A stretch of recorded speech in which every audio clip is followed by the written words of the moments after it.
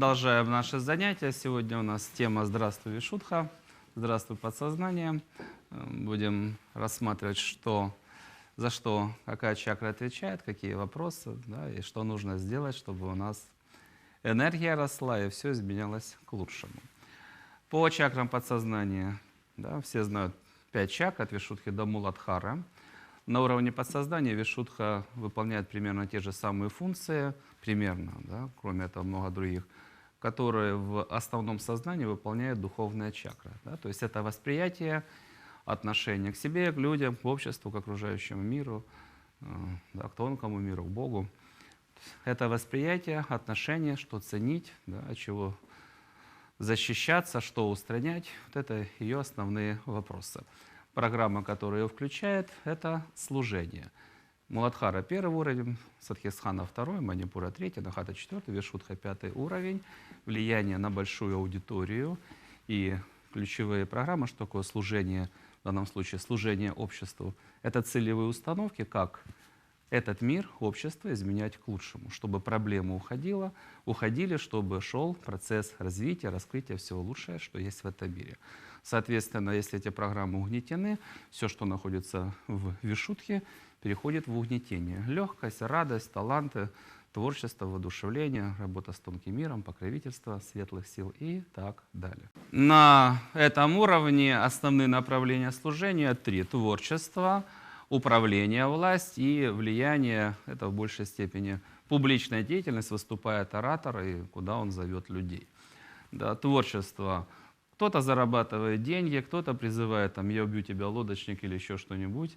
Там всякие такие психопатические или негативные какие-то программы.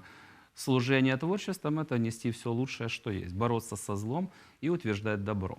Чтобы сердце раскрывалось, душа пела, чтобы все лучшее в человеке раскрывалось и росло. Это позитивная деятельность.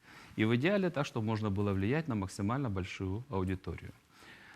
Большинство людей, они не могут даже управлять собой, ими управляют проблемы, они рабы своих проблем, своего подсознания. По мере того, как человек растет, да, он утверждается в своем выборе, у него формируется стержень, четкие представления, классная подача, он начинает обладать влиянием шаг за шагом. 1 человек, 2 человека, кому он интересен, да, чье мнение людям важно, да, кого хотят они слышать.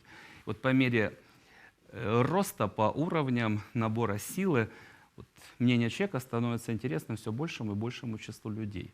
На 5-м уровне это влияние на большую аудиторию. То ли вы оратор, неважно, там, выступаете с трибуны или с голубого экрана, или там, может быть, там, пишете книги, да, или там, ведете какой-то там, не знаю, в интернет свой блог. Влияние на определенную аудиторию. Вот чтобы оно также было позитивным. Да, вот. Какие идеи, почему стоит принимать, от чего и почему стоит освобождаться, где следующая вершина, какое классное будущее, да, что правильно, что неправильно. Это влияние. Опять же, заниженная самооценка, я не могу, должен стать из не могу, могу, из слабого сильным, из трусливого бесстрашным. Да? Из человека, который не делает выбор, ты однозначно определился, ты выстроил свою систему представлений, ты знаешь, за что ты сражаешься. Ты сражаешься за то, чтобы свет победил и зло исчезло. Да, поэтому все слабости, все, что мешает человеку, да, вот, влиять. Выводить свое влияние, внутреннюю силу, мотивацию, свою энергию, свою способность свою на максимум. Это мы прошлись по стремлению по основному и по центральной части символики, да, ключевые принципы, как служение себя в большей степени проявляет. Дальше по лепесткам. Часть — это качество, часть — способности. По качествам первое — легкость. Предположим, вот самые сильные государства, да, империи, и воюют, и армия супер, там, и вооружение супер, но это праздник. А там шикарные балы, великолепная культура, там римские праздники, которые там мало кто превзошел, или вообще никто не произошел. Там, где нет силы, там люди напиваются, дерутся, ругаются, ходят оборванные, что попало. Да, поэтому и силища должна быть, но это должен быть праздник для души. Принятие. Что такое непринятие? Происходит что-то неприятное. Неважно, что происходит. Два варианта. Принимаешь, не принимаешь. Не принимаешь. Значит, можно включать негативные эмоции, обижаться, ругаться, хвататься за голову. Как так можно? Несправедливо. Я с этим не согласен. Да, можно включать вот различные эмоциональные негативные реакции. Что такое принятие? Что бы ни происходило, оно уже произошло. Оно подчинено каким-то законам, поэтому не нужно возмущаться. Да, или там смирение иногда. Что такое? Не нужно возмущаться. Вот есть ситуация, вот она уже есть, изучаем, что происходит. Почему так происходит? Что нужно делать? Да, это настрой понять и найти наилучшее решение, и не генерировать клубы дыма, не разрушать себя, не усугублять процесс.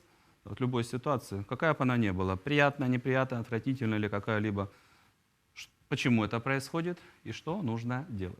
Дальше преданность, да, быть преданным Богу, быть преданным идее или идеологии, которую ты принял, быть преданным друзьям, своей стране, да, там, своим близким. Вот, способность человека не предавать, не продаваться, не ломаться. Да, если он предан, это сила, это опора. Ему можно доверять. Вокруг себя можно формировать сильную команду. Служение высшим силам, то есть человек понимает, как работают законы, карма, весы, твои достижения, твои прегрешения, что ты заслуживаешь, сколько боли, сколько радости, какого уровня судьба, там, какие условия, родители. Она определяет, где, когда, да, там, другие обстоятельства, да, при которых ты воплощаешься на земле. Она определяет, какие задачи ты решаешь. Она определяет, сколько тебе жить, стоит ли тебе болеть. Понятно, что там половину причин болезни человек сам себе рушит, да, когда включает негативные программы. Но вы понимаете, каковы правила игры.